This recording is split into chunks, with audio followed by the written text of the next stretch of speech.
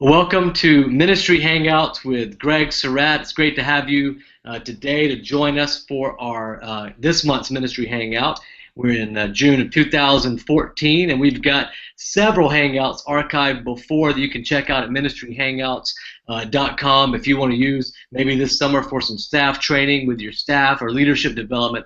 There is just a ton of subject matter there and some great guests that we've had over the course of the last couple of years together. So, Pastor Greg, why don't you just tell everybody what we do here and what we're up to today? Hey, everybody. We're glad you're along with us, and it ought to be a great talk. Now, I am in Montana. I am currently overlooking the Bighorn River. I'll see if I can give you a shot of my view right now. And because of the advent of Google Hangout, which has led to also the concept of doing church in more than one location, we can do that. In fact, I was thinking about I'll just settle right here and I'll pastor Seacoast from Montana. How does that sound? I don't think it'd go over very well. But we're going to talk about multi-site, and I think it's going to be a great conversation. We thought about bringing in several, pastors of multi-site churches, but we thought, let's dig a little bit deeper. And so we have as guests today a couple of guys that have written books, have studied multiple multi-site models. And so I'm excited about it. So Sean, why don't you tell us a little bit about our guests today? Absolutely. Well, we have with us first is Scott McConnell, who works with Lifeway Research, and Scott has a book on multi-site. Has done a kind of a look at it from an analytical standpoint as well as research and seeing what's going on, and spends a lot of time with those who are doing multi-site, and is currently, right, Scott, joining us from Baltimore at the Southern Baptist Convention. Scott, why don't you just tell us just a little bit about yourself and your family and what brings you to this position that you're in here. Scott McConnell. I've got a family with a wife and 2 kids, and so they're having fun today at the pool and seeing some of the sites here near Camden Yards here in Baltimore. Market research is my background. Graduated from the Wharton School and got into that field. And about 2 years into doing research, got to do a project with Lifeway and realized I could connect those business skills with ministry, and the rest is kind of history. I've been studying the church ever since and really loving every minute of it. All right. So Scott, you then your job is to clean up Ed Stetzer's research. Is that kind of the way it goes? Some would say that, but it's a real collaborative effort. He has some great ideas and is well connected, and I have the privilege of trying to put some meat on those bones as he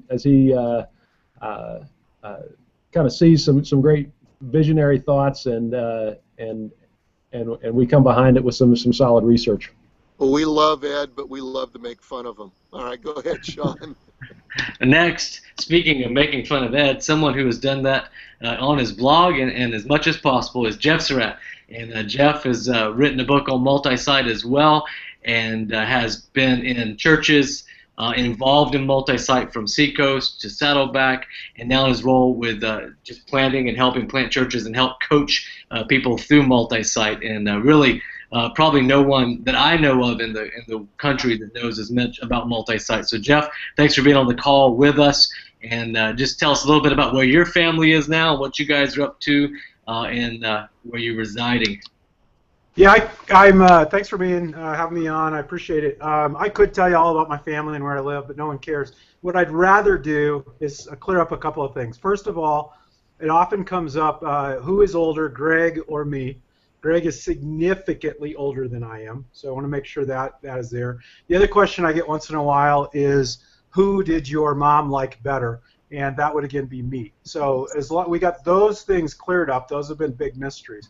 The other thing I need to clear up real quick is Scott is a wonderful guy. I love Scott. We've met, talked, but he also is my arch rival. So we wrote this little multi-site book, me and Warren Bird and Greg Ligon, and then right after that, right on the tail of our success, Scott and Ed decided to put together their little pamphlet about multi-site. And strips all of our sales away. My kids had to go out and beg on the street because of Scott coming and crowding the market. So just a little bitter about that. I live in Denver. We live in a homeless shelter here in Denver, and we're just trying to make it by. Hey, wait a minute. According to every article I've ever seen written about that book on Multisite with Warren Bird, Greg wrote that book. So I don't know what. I know that. Thank you. Thanks for bringing that. That's the other thing I'm bitter about is the number of times. But I would like to say that I have taken credit for writing Greg's book on multiple occasions as well. So yeah, it evens out. Yeah. Yeah. What when the book first came out, people would see me at a conference, or they'd write to me on Twitter or wherever it happened to be, and they'd say, I want you to know your book made a significant difference in our life and how we do life as a church. And I'd always point out, well, that's my brother Jeff, who is 6 years younger than me. And actually my mother did like better than she liked me, but you know, I'm getting over that. But I'd point out that it was my brother Jeff, but you know, after a little while, I would just say thank you. I labored hard over that book, and I'm glad it was a blessing to you. And then just in conversation, you know, a harmless comment about me telling you to hit the road, and then you guys go and write a book on a road trip. Right. Well, yeah, exactly, Scott. Take credit for that book too. Thanks. All right, Greg. I think we have some questions or something to get to. I'm not sure, but. All right. Well, listen. I'm glad you guys are on. This should be a fun. This should be a fun topic. So, Multisite has been around.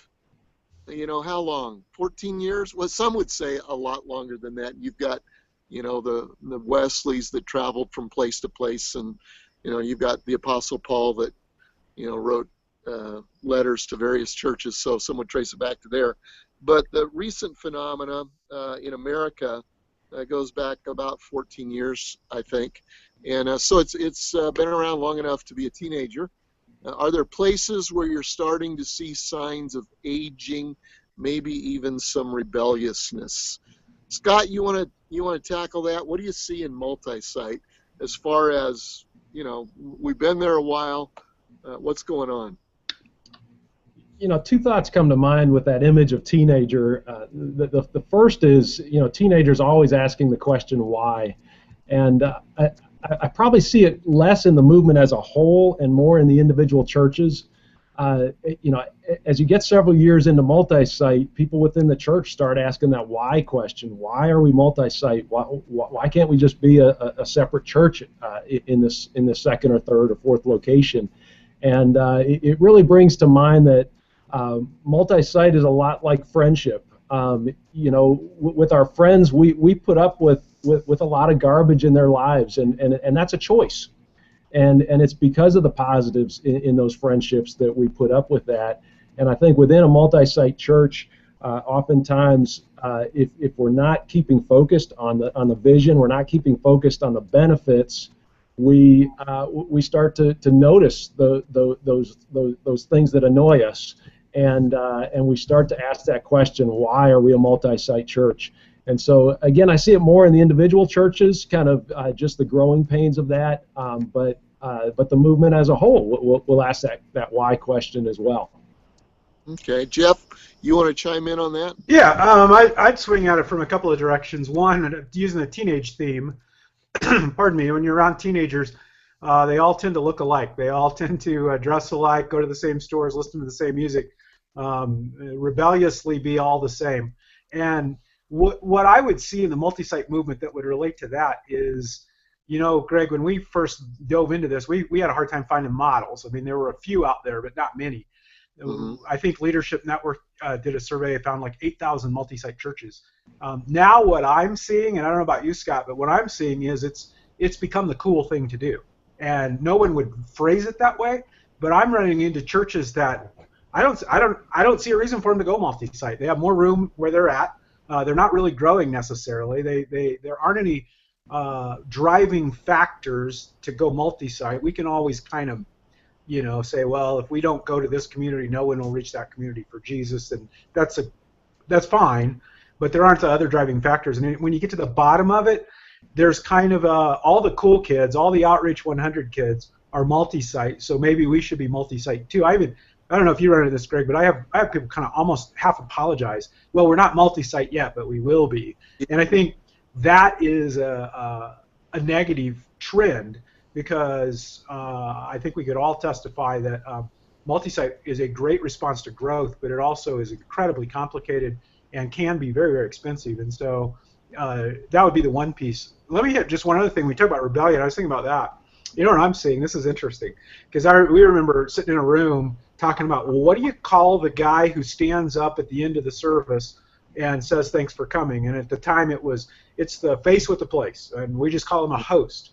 And then that went away pretty quickly, and this campus pastor thing became the deal. And then we started talking about campuses. Well, I'm seeing churches that to have a campus and a campus pastor 14 years later is traditional. We don't want to be traditional. And so now we're seeing, oh no, we don't have campuses, we have sites. Or even more than that, some high-profile churches that North Point and Mars Hill both are saying, no, we don't have campuses, they're all churches. Everything is a church. So it's fun to see within the span of 14 years, people are now reacting against the tradition of multi-site. That's interesting. But that brings up, you guys, your comments there bring up so many questions. Let's tackle what Jeff just said.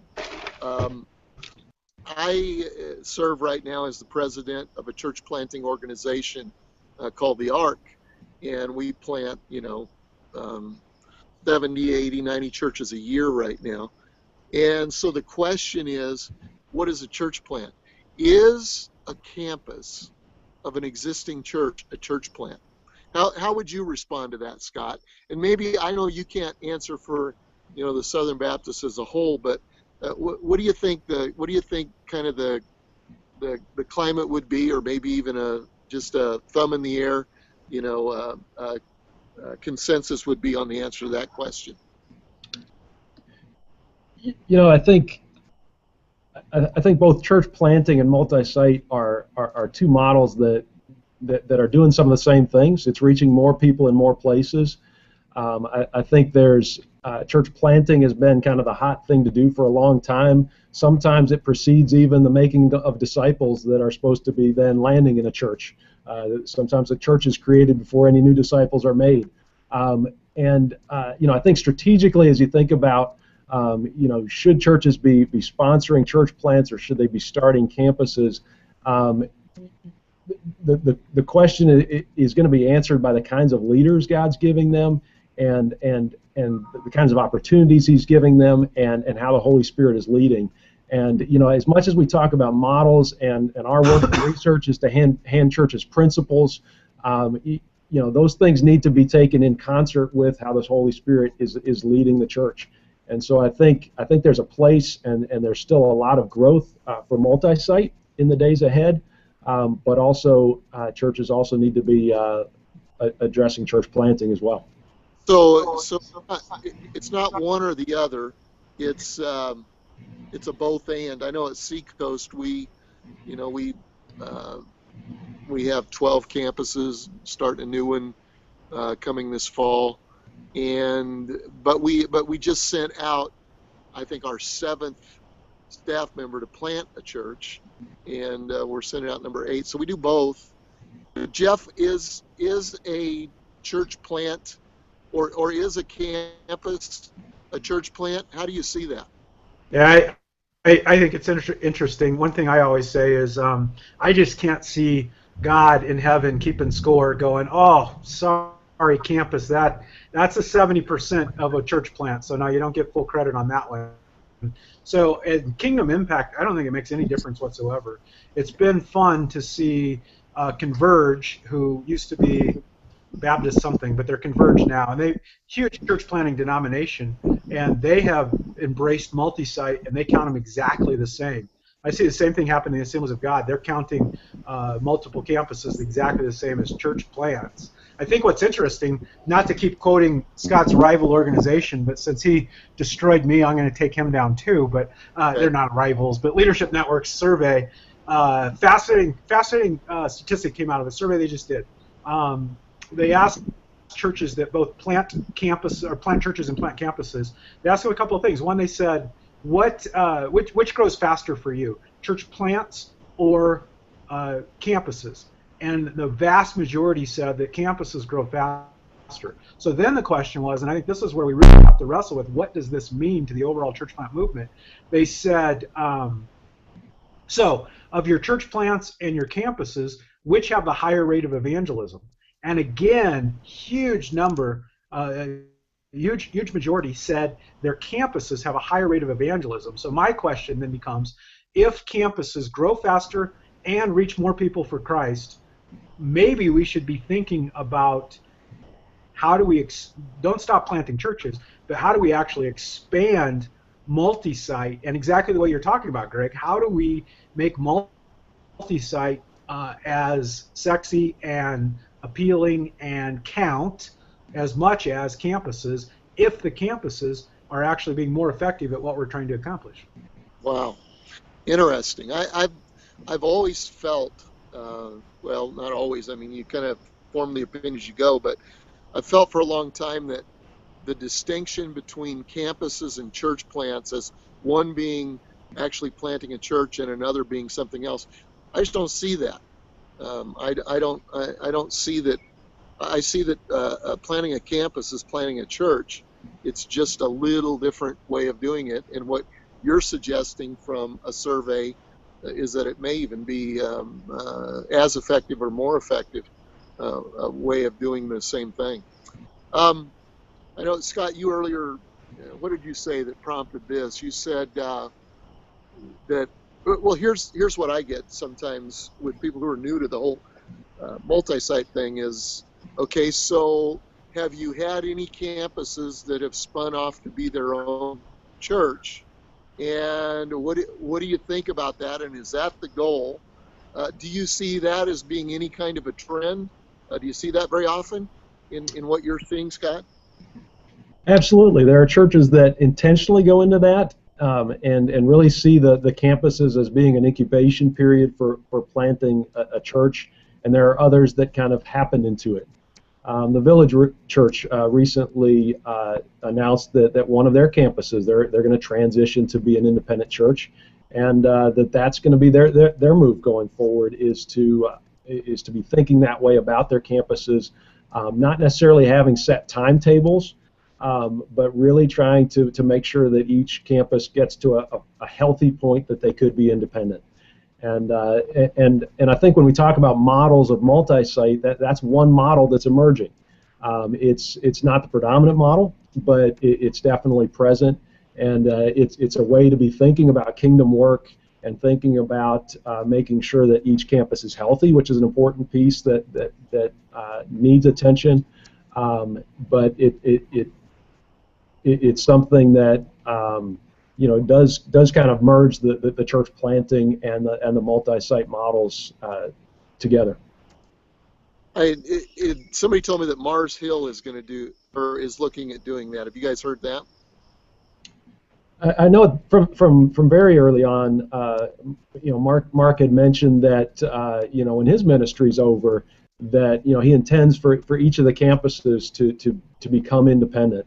And I don't know all the reasoning behind his thinking, but when you've got an incredible communicator like him, that's a lot of what brings you together is making sure you're being a good steward of that across campuses. But as they're looking forward, they're also taking on that responsibility of raising up leaders at each campus, so that again they're healthy enough that they could be independent.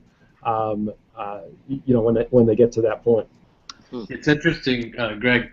Pastor Mark, what he said for that was that he felt like to put onto the church to have to find a leader who can manage, lead 13, 14, 15, 20 campuses and communicate at that level was just too much of a filter to put there, and that maybe it was just for a season and a time of this for him to do that. So it's an interesting model to think of that when you go to the multi-site in the future after the leader who founded it.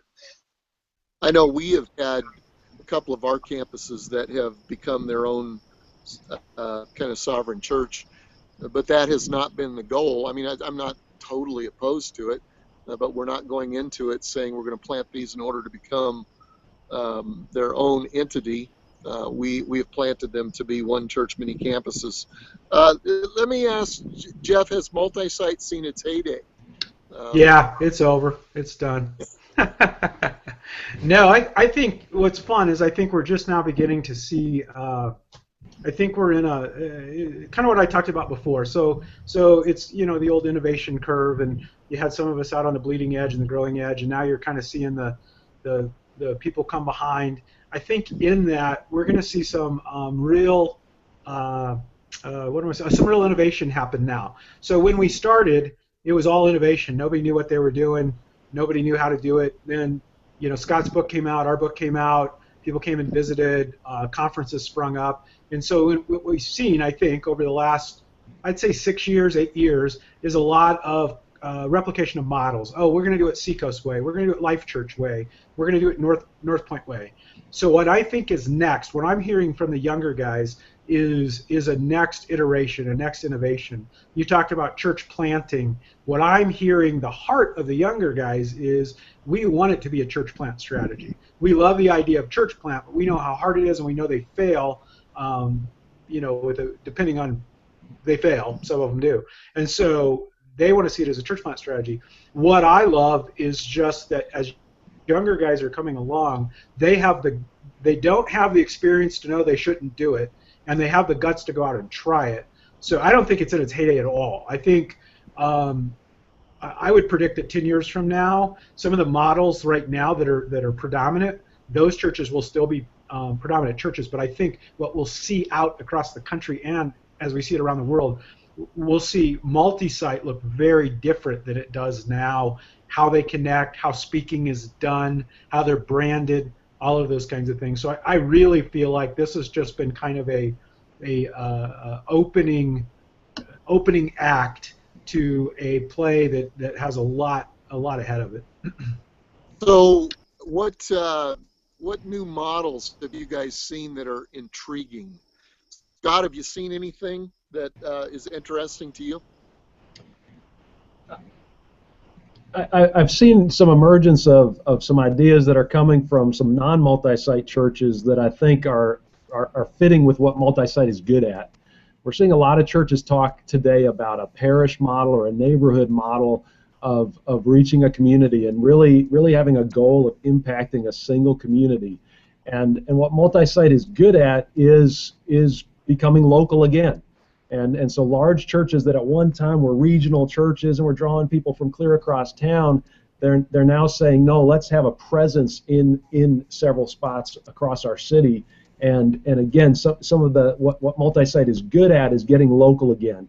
And so I think some of the just natural movement that I think is a little bit of a pushback on ministry 20 years ago of the regional church that wasn't impacting neighborhoods. But had an impact on a city. That pushback is going to benefit multi-site in the days ahead, because that's what multi-site is good at. We see a lot of multi-site churches today, before they ever have a worship service, they're serving in those communities. And so, again, it's something that I think is going to be accepted more from an evangelism standpoint, because as we try to do outreach in a community, we need to show people we love them before we tell them. And so I think multi-site's really kind of primed to step into that space of having local ministry. Jeff, how about you? Have you seen specific models that you think are intriguing? Anything interest you? Yeah, a couple of ones that interest me all the time is there's a church in Nashville called Ethos Church. They were started by a kid coming straight out of the Church of Christ school there.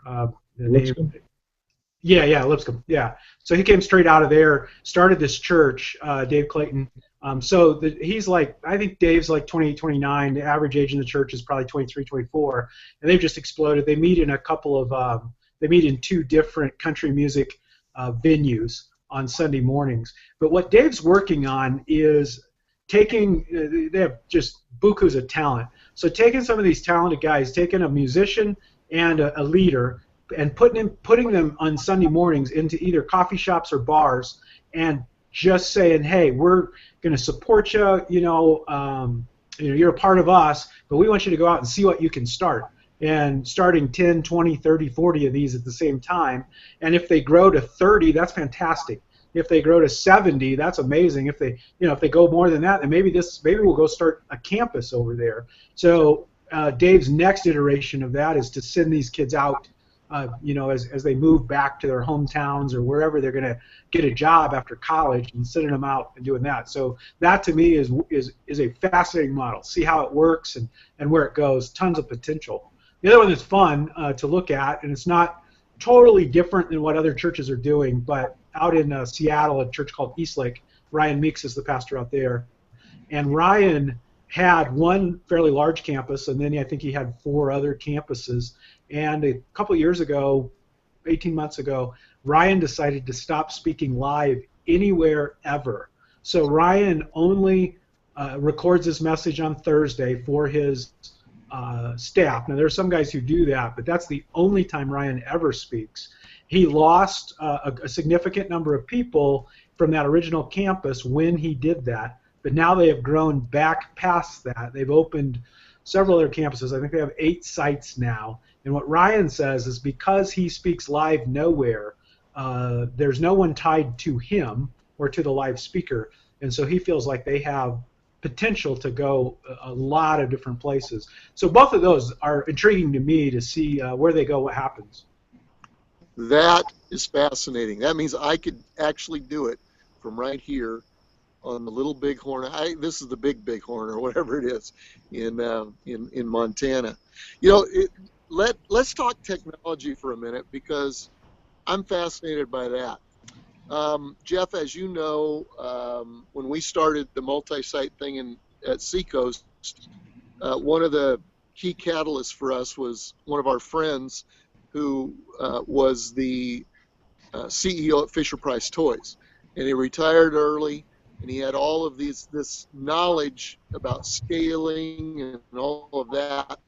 And Byron now has taken kind of another role with our church, but he reads the Wall Street Journal all the time and feeds me what he thinks are relevant trends. And so the other day, he said, let's get together and talk. There's a trend coming up we need to talk about. Don't know what it means.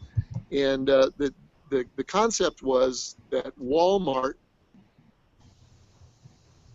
who Sam Walton kind of the delivery was a model for us early on in how you could do ministry in more than one location from the business world, and he figured all that out.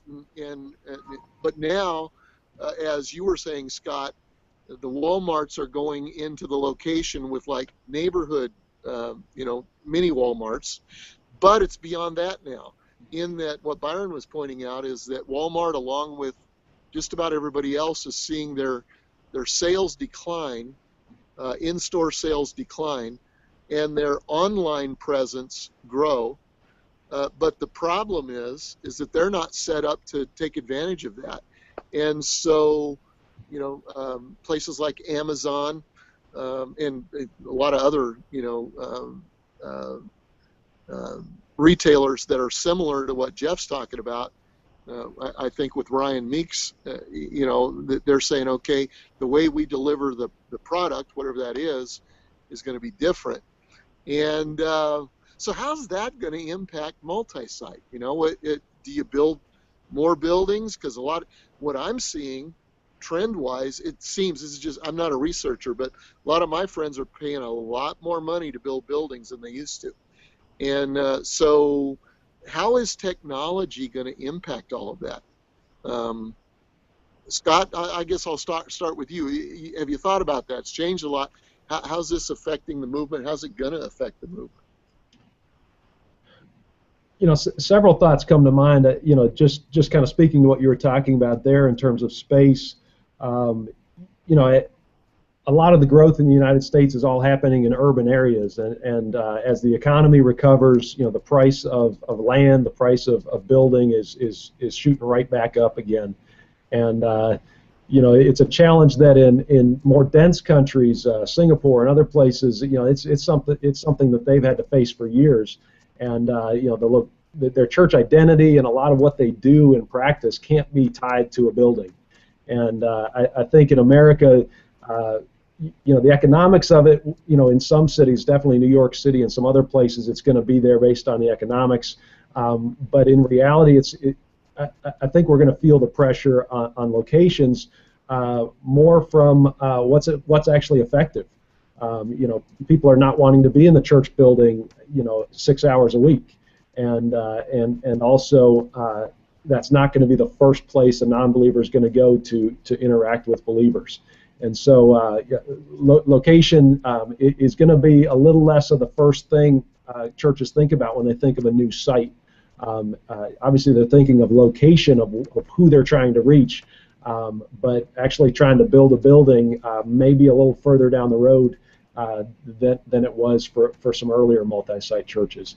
To me, technology is probably being most helpful with multi-site churches today in things like software to manage your small groups and keep track of what's going on in those, because those are so important to the growth of the church. It's also the software that's used for training. A healthy multi-site church, a healthy church is multiplying, and definitely multiplying leaders. You're raising up new leaders, and in a multi-site church, you're putting them to work right away, and you're putting them into action. So tools like Ministry Grid and others that have training available online, and that the church can customize and roll out electronically rather than bringing everybody in for every meeting, for every teaching moment, can be incredibly helpful to a multi-site church that's trying to ramp up leadership development. I think that's a trend that we're seeing. Let me take it a step further. I mean, you're talking about things like leadership training, small group development, that type thing. I don't know if it's just me, and maybe it's because Seacoast is in an area with nice beaches, or our competition is the great outdoors, but I'm seeing more and more people self-select to go online, even when they live in the community where we're at, for their church experience. I don't know if a lot of people are seeing that. Maybe you can't compare retail and church and all of that, but I know that my wife, she's a world-class shopper, she still is, but she was a world-class, let's go to the place, and shop at the shopping center, and she was a technical, novice, and I got her an iPad, and she discovered one Christmas that she could, through stores like Zulily and Zappos and all of those, Amazon, she could do a majority of the heavy lifting right from her house. And so that's what she does. And now she does more shopping online than she does at the store. She still does it at the store, but she does more online. Jeff, is that something we're going to see with the church? Have you thought about that? What do you think? Yeah, no, I think it's huge. I'd say a couple of things. One is, so go back to your Walmart analogy, right? So Walmart is not doing as well online as you would think they would. They have the distribution system, they have the name, they've got all of that, and yet they're not doing as well. Amazon is doing fantastic. I don't know about revenue and all that kind of stuff, but I know that they're the go-to place. I think the difference, one major difference, between the two, is Walmart is trying to take a bricks and mortar experience and take it online. Amazon has no brick and mortar experience. They are not trying to drive anyone anywhere. You're already here. Walmart is saying, buy from us, buy from us, buy from us. Amazon is saying, we don't care who you buy from. We have tons of different sellers. We'll even ship things from different sellers. We'll even let you go to other people's store. It would be like walking into Walmart and Walmart saying, oh, well, you know what, you might like it better at Target. You can go right through this door and get right to Target. My point is, it's the difference between taking an in-person experience and trying to reproduce it online, versus we're just an online experience. What I see in churches, again, I think we're in the first iteration of figuring out this online piece. Yes, people are experiencing church online, but what I think for the most part, and I could be way off on this, but I think for the most part you're getting analog church attenders filling in with a digital experience. I don't know that we're getting digital church experience people who don't have an analog experience. And the reason I'm saying that is, for the most part, if you go online, every church in America, Seacoast to Life Church to North Point to all of them, record their in-person experience and then show it online. If you love that experience, if that resonates with you to sit in a chair and be there for an hour to an hour and a half and listen to music and listen to a guy speak for 30 to 45 minutes, then that you resonate online because it's the same experience. I wonder, and I think that the real potential is beyond that. I think when you look at the numbers of this church has 2,000 come a weekend, this church has 100,000 a weekend, those are fantastic analog face-to-face numbers. Those are horrible digital numbers. No startup in the world would survive on 100,000 people being a part of what they do. They number in the millions. So I think to me, the next piece on online is breaking that paradigm of we record what we do in person, we show it online. We all know sitting here that the normal church experience, the normal American church experience, is a relatively new phenomenon to the church. And there have been many times in church history when the experience has completely changed. I think the online experience, in my opinion, either is going to completely change, or I think it will continue to be a go-to place for people who don't feel like going to church, or they're out of town, or it's just easier, but not a fantastic outreach experience. And the other side of that, and I don't have any answer on this whatsoever, but I don't know, and I don't have stats, they'd be fascinating to find, but we know from reading stats that you guys have done, Scott, and others, that the church as a whole is missing millennials, just swing and a miss. I suspect that our online offerings, whether it's training or an online church experience, I suspect that it may be a swing and a miss for the average millennial. Now, what we'll do is we'll point to, oh, no, my daughter likes it, or no, I know a 20-something that likes it. Absolutely. I mean, there's tons of them. You look at a church like Stephen Furtick's church, tons of millennials flocking to what he's doing. But when you look at how many are coming versus how many aren't coming, we're not even scratching the surface. And so, to me, it's a both and. What does the new digital experience look like that isn't necessarily just a replication of what we're already doing? And is that digital experience really where millennials are going to go to connect with Christ? And I think those are huge questions. I don't have answers to them. Wow, that sounds like a whole other podcast. I'd love to kind of dig into that a little bit more, but I think let's move toward the role of the campus pastor. With technology and the growing awareness of multi-site, is the role of campus pastor changing? I remember being in the meetings when we named it, when we said, okay, names are important, words create culture, so let's call this campus pastor rather than face with a place, because it kind of defines, what the person does. Is it less important or more important? Scott, what do you think? If anything, it's more important. As multi-site churches are navigating both being a church in a second or third or fourth location, and also being a church that is grappling with technology change, and need to have some of the personal things that a campus pastor provides in terms of leadership are incredibly important. There are marks of a church that so far we've not been able to cover through electronic means, and so truly building community, truly showing discipline and accountability in a church setting. Those aren't things we can do online. Those aren't things we can do via video. And so the campus pastor helps bring that personal element of shepherding that group, of drawing them in to community, and then sending them out into service. that's a critical role of the campus pastor in making church a personal experience. We're working on some research right now that we'll be releasing soon that will be showing how Americans really are not valuing church itself. They don't think it's necessary to be a part of their faith experience. And so as multi-site churches are reaching out to people, it's going to take that personal connection with somebody who's in leadership, a campus pastor, to help with that connection with church life. How do you see it, Jeff? Yeah, no, I would agree 100% with what Scott's saying. I think the more we employ technology, the more important the role of the campus pastor is.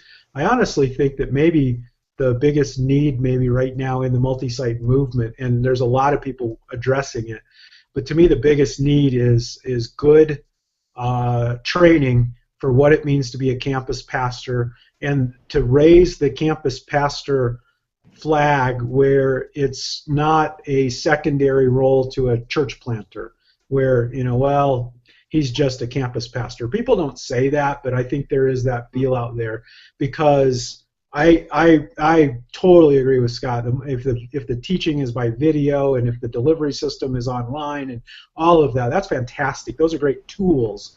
But if you don't have a leader, you just have a herd, and the herd isn't going to.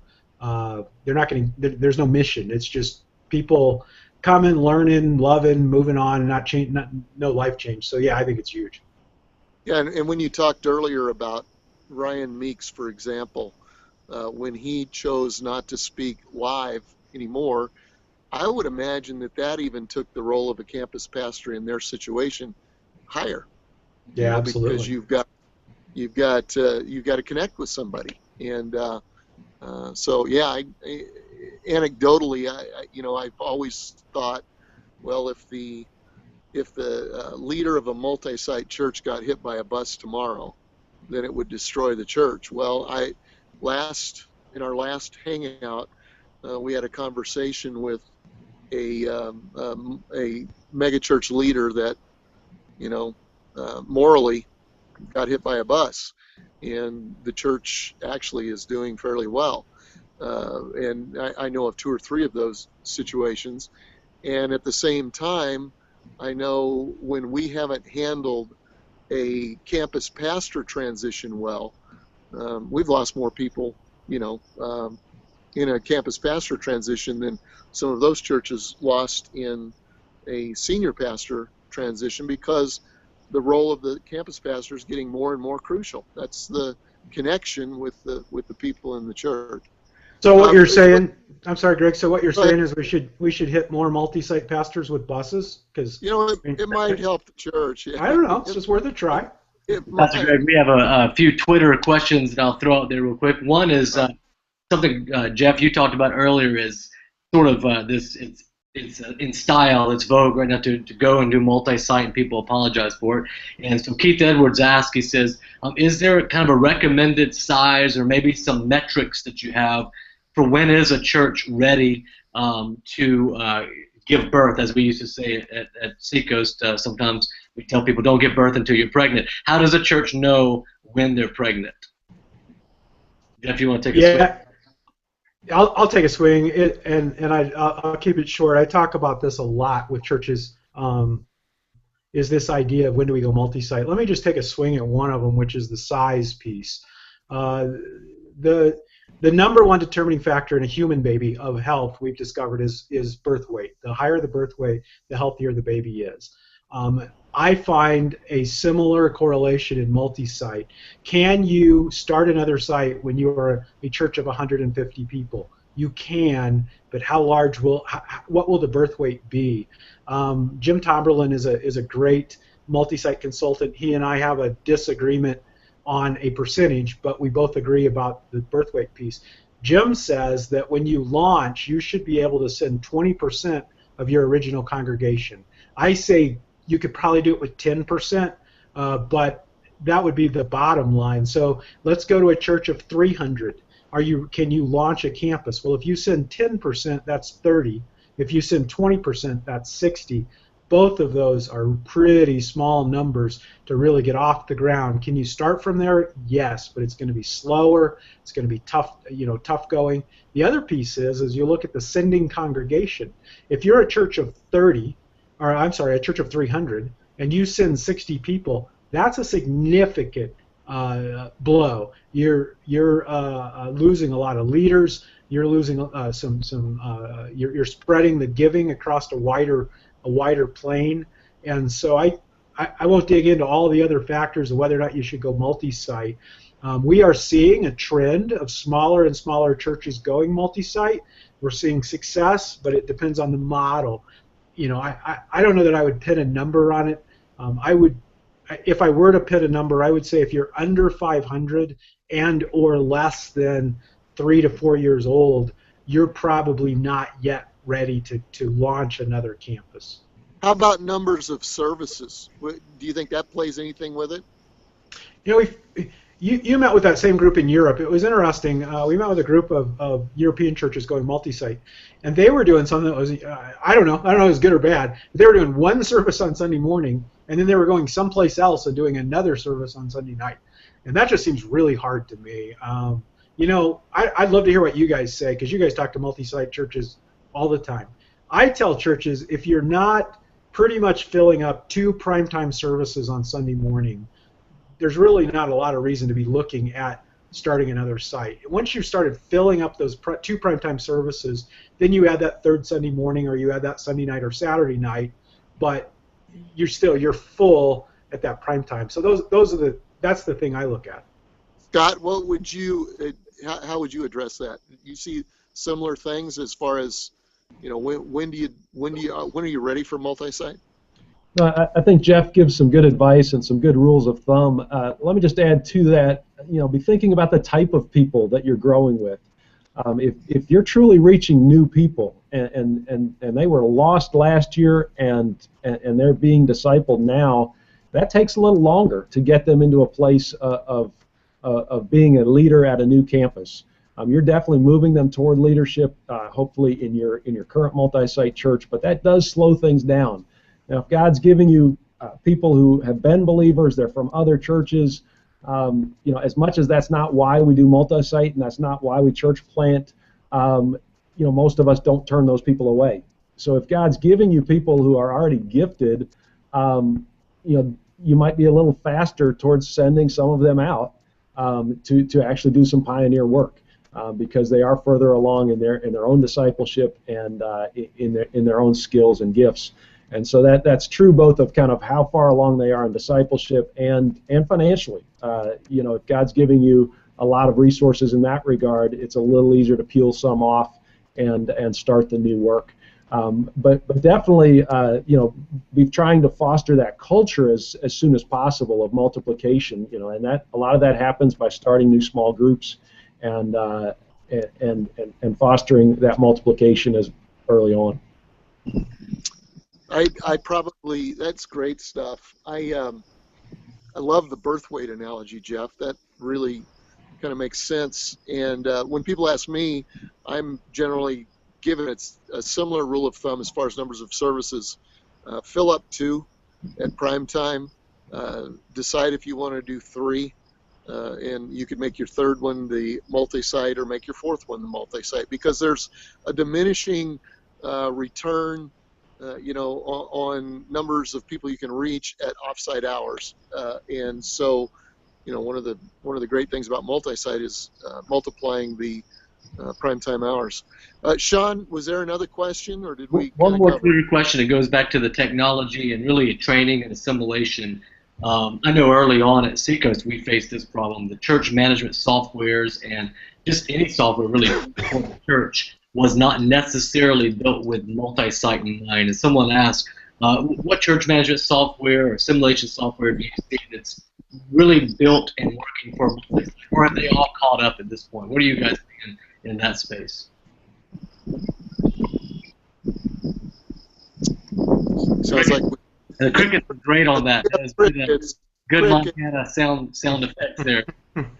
Okay. How about Scott or Jeff, either one of y'all? Scott, are you seeing anything? And do you deal at all with church management stuff, software, anything? I wouldn't be an expert on that. I do know that most of the church management software companies have added modules that help with small group management and allowing them to do some communication within their groups. And that's really what technology should be fostering is that communication during the week. But I can't give a specific recommendation in that regard. You know what? Here's what I'll say, just on church management in general. One, I agree with Scott. All of them have figured out, we got to do multi-site. You name the church management software, and I will name 3 churches that hate it and 3 churches who think it's the greatest that ever was. The chance to get me to name a church management software in a forum like this is 0. But there are some that are doing a great job, some that aren't doing as good a job, but I can't judge it because, like I said, everyone hates something. Yeah, we've hated them all and loved them all. We're going to wrap up our time here. It's been a great discussion, which I really think will be valuable, a valuable conversation or valuable addition to the conversation on Multisite right now. What resources are you guys reading or writing or speaking at that could help this discussion?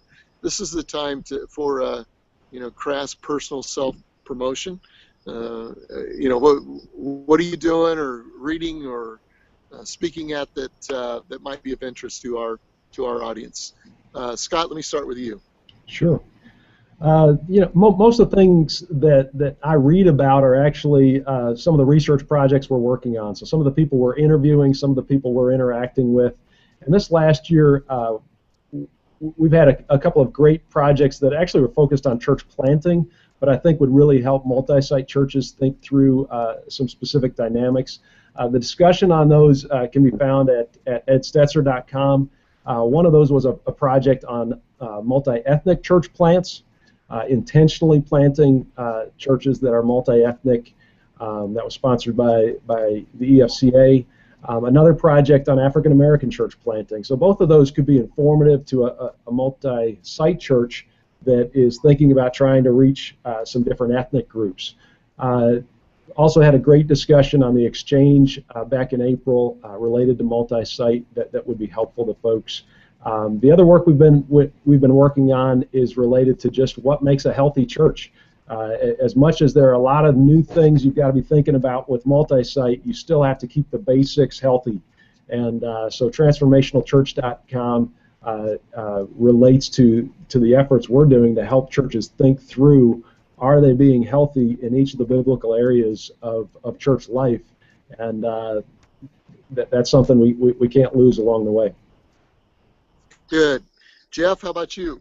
Yeah, a couple of things. One, my writing I do at my blog, so it's jeffserrat.com if you want to go there. I work with multi-site churches once in a while individually, so if I can help your church, there's a place through the blog that you can click on to connect with me, and we'll chat on the phone and see if I can be of any help. And then I, once a month, I do a one-day multi-site time where we just get a few churches in the room and we talk about, do some teaching on multi-site, but then kick around what's going on. So I'm in Boston this month, in Denver next month, I think in Pittsburgh after that. If you go to the site, I don't have the website in front of me, but Church Multiplication Network, that's who I do those one days through. They're open to anybody. And so if I'm going to be in a place near you, I'd love to connect and chat about what's going on at your church. Great. Great.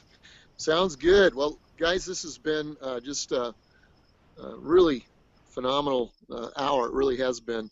Love the conversation. Love what we've talked about. And Sean, where are we going next? What can you tell our audience? Yeah, in July we're going to do one of Greg's favorite topics is just the tech tools that pastors use and how they can make your life more efficient. So that's going to be a fun topic to look at. Also, we're going to just remind you again that you can go to iTunes and subscribe to the Ministry Hangouts podcast there, so you can get that on a podcast. You don't have to watch the video. You can listen to it while you are out and about. And then also you can always catch all the archives as well on ministryhangout.com. We got all the video archives there. Great opportunity to do staff training or just point somebody in the direction of one of the topics that we've covered. We've got a good archive of them there. So thank you guys again for joining us on Ministry Hangouts with Greg Serra, and we'll see you in July for our next Ministry Hangout. Thanks, Jeff. Thanks, Scott. Thank you guys for being on the broadcast today. Thank you. Thanks, guys.